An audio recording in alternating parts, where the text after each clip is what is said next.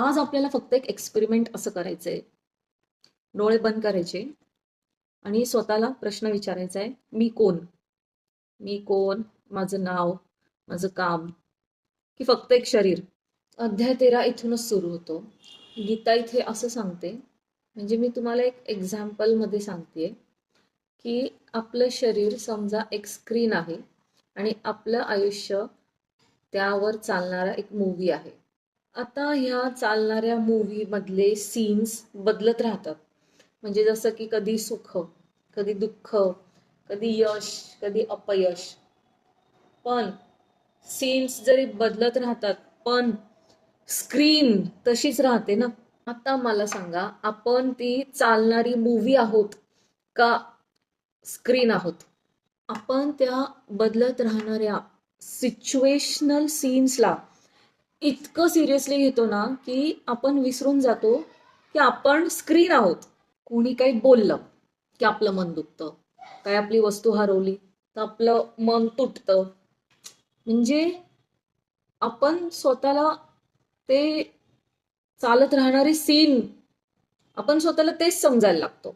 तर अध्याय 13 इथे हेच सांगतो की ह्या ज्या सगळ्या घडणाऱ्या गोष्टी आहे किंवा हे जे सगळे, मी जसं की एक्झाम्पल दिलं, हे जे सगळे सीन्स चालू आहे आपल्या आसपास, आपण काही हे नाहीये. आपण फक्त हे सगळं पाहणारे आहोत. म्हणजे आपल्या शरीरात जो एक मन म्हणा किंवा आत्मा बसलाय, त्याचं हे सगळं फक्त पाहायचं काम आहे, हे काय चालू आहे आपल्या आसपास. हे जर का आपल्याला कळलं ना, की आपोआप हा सगळा नॉईज, हा सगळा आवाज शांत होतो आणि आपल्या मनातला गोंधळ कमी होऊन आपलं मन हलकं होतं. आणि हे ज्ञान जे आहे, हा काय उपदेश नाहीये. हे गीतेचं ज्ञान जे आहे, हा फक्त उपदेश नाहीये, तर हे आपल्या स्वतःलाच थांब म्हणायची एक ताकद आहे.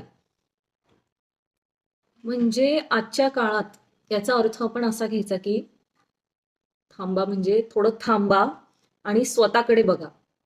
म्हणजे इन शॉर्ट याचा असा मिनिंग घ्यायचा की हे सीन्स जे बदलत राहतात, हे कधीच धरून नाही ठेवायचे, तर पाहायचे आणि सोडून द्यायचे.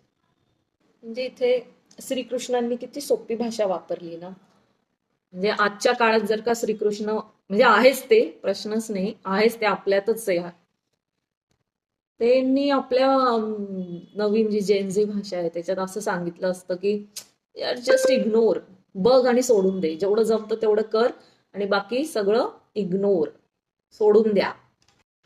बस आज इतकंच. हा व्हिडिओ आवडला असेल तर लाईक करा, सबस्क्राईब करा. तोपर्यंत शांत रहा.